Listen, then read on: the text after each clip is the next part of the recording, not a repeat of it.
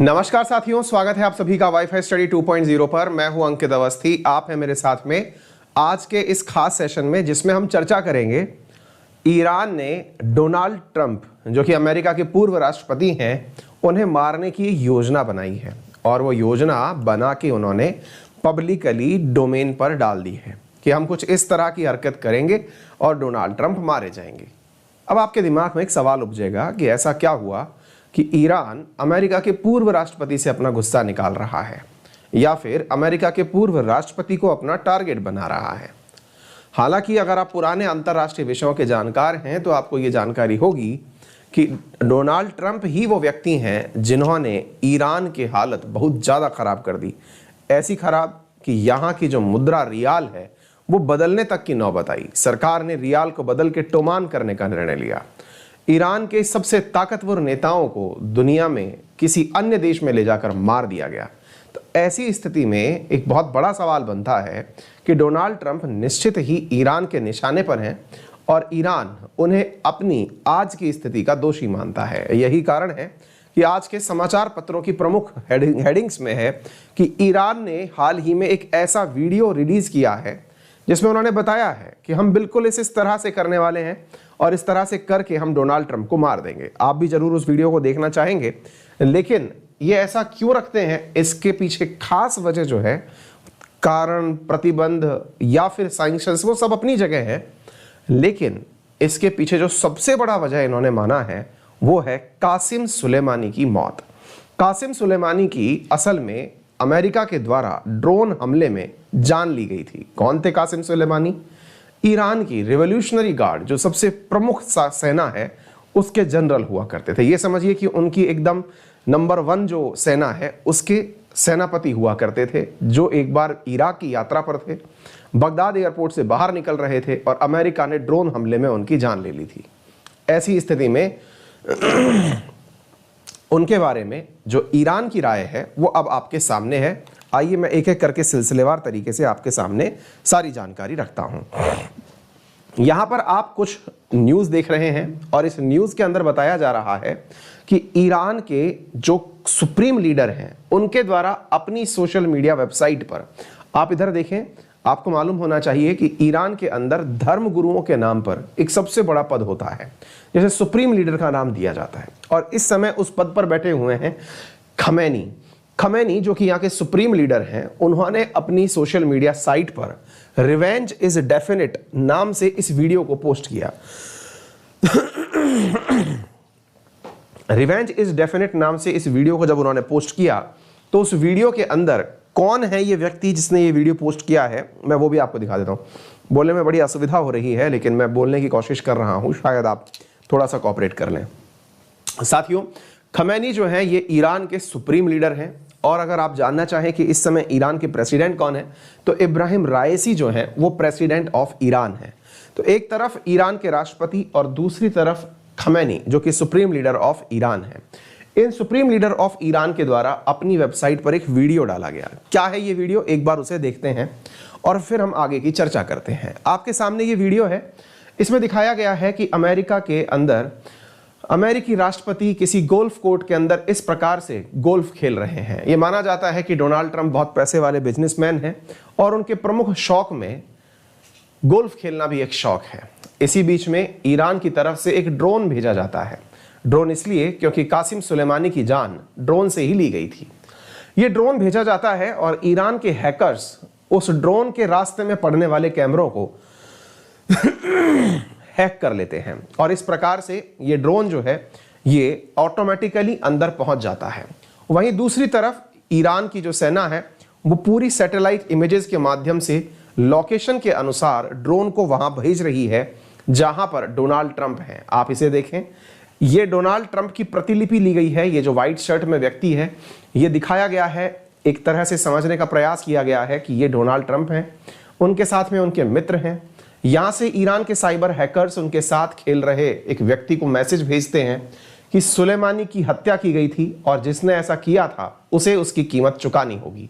ये इनका मित्र जैसे ही इस न्यूज़ को देखता है वहीं सामने खड़ा हुआ ड्रोन जो है वो कैमरे के अंदर से निकली हुई बंदूक और लेजर लाइट से यहां पर खड़े हुए डोनाल्ड ट्रंप को शूट कर देता है। ऐसी यहां पर बिल्कुल एक तरीके से कासिम सुलेमानी की याद में जारी किया गया एक वीडियो है। अब सुनने के लिए यह किसी फिल्म से कम नहीं लगता, लेकिन फिल्म बनने के लिए जिस तरह से प्लॉटिंग की गई है वो जानने में बहुत ज़्यादा गुस्से को दिखाती है। ये दर्शाती है कि यदि खुमैनी किसी बात पर नाराज है या डोनाल्ड ट्रंप ने ऐसा क्या किया जिसकी वजह से खुमैनी नाराज है, तो ये बात समझने की होती है। समझने से पहले हम इस बात के बारे में आगे बढ़ें, आपको बताते हैं कि जिस व्यक्ति के बदले लेने की बात की जा रही है वो कासिम सुलेमानी है। कासिम सुलेमानी, जिनकी जान 3 जनवरी 2020 को एक ड्रोन हमले में चली गई। ये कहाँ हुआ था? ये हुआ था इराक के अंदर बगदाद, और बगदाद के एयरपोर्ट के बाहर। इराक के बगदाद के अंदर एक एयरपोर्ट के अंदर बाहर खड़े हुए, बाहर से जा रहे रास्ते में यूएस के ड्रोन के द्वारा हुए हमले के अंदर सुलेमानी की जान चली गई। सुलेमानी जो कि ईरान में एक नेशनल हीरो के रूप में जाने जाते थे, उनके जनाजे में जितनी भीड़ उमड़ी थी, इससे आप अंदाजा लगा सकते हैं कि ये कितने प्रसिद्ध व्यक्ति थे ईरान के अंदर। इस प्रकार की हरकत करना अमेरिका के खिलाफ इस पूरी दुनिया को करने में कामयाब हुआ। जो कि ईरान की जनमत थी वो पूरी तरह से अमेरिका के खिलाफ हुई। यही कारण है कि हसन रूहानी को अपनी सरकार छोड़नी पड़ी और उनकी जगह इब्राहिम राइसी वर्तमान में राष्ट्रपति ऑफ ईरान बनकर सामने आए। साथियों, राइसी वर्तमान में सत्ता पर हैं, खुमैनी सुप्रीम लीडर हैं और उनके द्वारा ये वीडियो पोस्ट किया गया है। साथियों, आप यहाँ पर देख सकते हैं कि उनकी याद में, कासिम सुलेमानी की याद में, खुमैनी जो कि सुप्रीम लीडर के नाम से जाने जाते हैं, वो कासिम सुलेमानी की याद में किस प्रकार से विलाप कर रहे हैं। यहाँ पर आप लोग देख सकते हैं कासिम सुलेमानी के जनाजे में एकत्रित हुए जो ईरान के लोग हैं वो किस प्रकार से यहाँ पर दुखी हुए और उन्होंने अपनी तरफ से उन्हें याद किया, क्योंकि हाल ही में 3 जनवरी को उनकी मौत के 2 साल पूरे हुए हैं। और ऐसी स्थिति में लोगों के पास ये मैसेज भिजवाने के लिए कि जिस भी व्यक्ति ने कासिम सुलेमानी को हमसे छीना, हम उसका बदला लेकर रहेंगे, ऐसा खमैनी ने अपने सोशल मीडिया पर पोस्ट किया है। साथियों, ईरान के द्वारा सुलेमानी को एक शहीद का दर्जा दिया गया 31 दिसंबर 2020 को। कासिम सुलेमानी के बारे में ऑलरेडी मैं आपको बहुत सारी जानकारियां दे चुका हूं। आपको मालूम होना चाहिए कि रक्षा मंत्रालय जो अमेरिका का है, उसने खुद ने ये जानकारी पब्लिक डोमेन में दी थी कि ट्रंप ने ही ऑर्डर दिया था सुलेमानी को मारने का। अब आप जानना चाहेंगे कि ट्रंप ने सुलेमानी को मारने का ऑर्डर दिया तो इसके पीछे की एकदम वजह क्या थी? मारने के लिए तो बहुत सारे नेता हो सकते हैं, ऐसा क्यों हुआ कि ईरान से निकले हुए एक बहुत बड़े जनरल रैंक के व्यक्ति को इराक में जाके मारा गया? इसके पीछे का कारण है। कारण क्या है कि जब ये घटना आप सुन रहे हैं, ये 3 जनवरी की घटना है जिस दिन अमेरिका ने मारा। उससे पहले अगर आप 1 जनवरी की घटना उठा के देखते हैं, आपके सामने ये है, न्यूज़ की कटिंग है, अगर आप देख पाएं और पहचान पाएं तो 1 जनवरी की आप एक बार के लिए न्यूज़ देखें। 1 जनवरी 2020 को आप न्यूज़ में देखते हैं कि यूएस की एम्बेसी के बाहर, जो कि इराक में है, वहाँ पर यूएस की एम्बेसी के बाहर प्रोटेस्टर्स जो हैं वो अटैक हुआ था। असल में क्या है कि यूएस की एम्बेसी के बाहर अटैक हुआ था और उस अटैक के पीछे जो जिम्मेदार व्यक्ति माना गया था वो माना गया था कि असल में कासिम सुलेमानी ही था, क्योंकि असल में इराक और सीरिया ईरान के द्वारा आईसिस और वहां पर रह रहे आपसी लोगों की एक तरह से समझिए कि रणभूमि बना हुआ है। एक तरफ से ईरान अपने शिया मिलिटेंट्स को और दूसरी तरफ से सऊदी अरब अपने सुन्नी मिलिटेंट्स को आपस में एक दूसरे से लड़ने के लिए इराक के फील्ड में भेजते हैं। उस इराक के फील्ड के अंदर यूएस का मानना है कि ईरान के द्वारा ही बैक किया हुआ आतंकी ग्रुप इराक और सीरिया में इन दिनों हमले कर रहा है। ऐसी स्थिति में सुलेमानी के ऊपर अमेरिका का शक था कि अमेरिकी एम्बेसी के बाहर हो रहे प्रदर्शन हो या फिर हो रहे हमले हों, उन सभी के पीछे सुलेमानी जिम्मेदार है। ऐसी स्थिति में यह सारा कार्य हुआ। ईरान के स्पेशल फोर्स चीफ ने वार्न किया था अमेरिका को, यदि आपने युद्ध खत्म किया है तो युद्ध समाप्त हम करेंगे। इसी के चलते हुए अमेरिका ने कासिम सुलेमानी के साथ इस तरह का बर्ताव किया।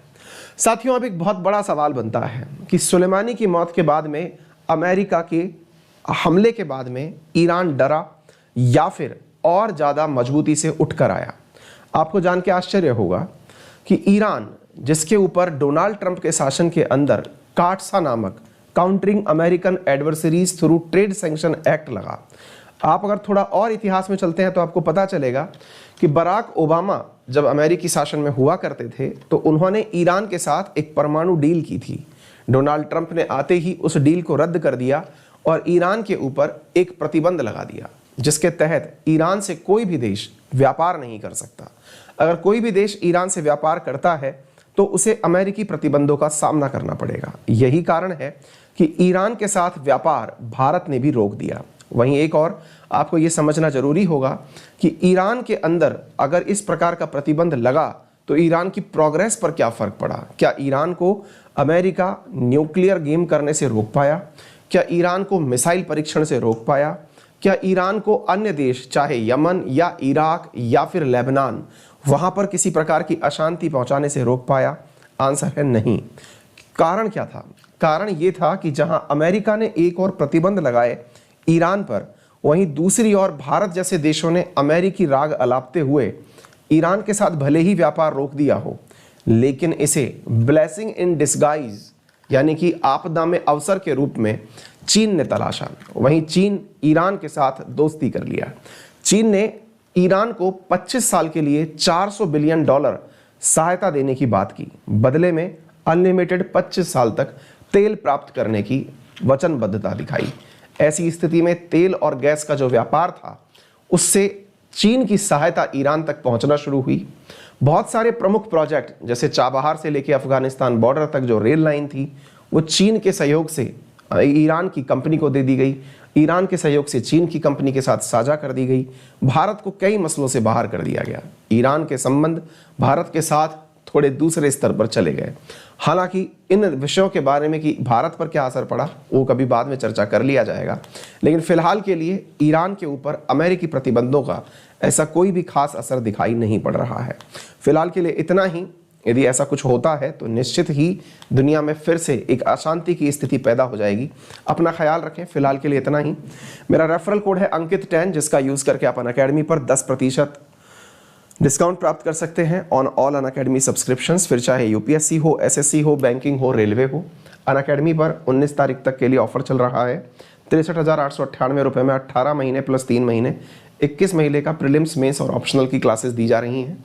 इसके लिए आपके पास लोन फैसिलिटी भी अवेलेबल है जो 0% इंटरेस्ट रेट के साथ आपको दी जा रही है। यदि आप 1 साल का सब्सक्रिप्शन लेना चाहते हैं तो ये 46,000 रुपीज़ में आपके लिए उपलब्ध है। अपना ख्याल रखें, बड़ों का सम्मान करें, छोटों को प्यार दें, अपना व्यक्तित्व इस प्रकार से विकसित करें कि महिलाएं आपके साथ सुरक्षित महसूस करें। धन्यवाद।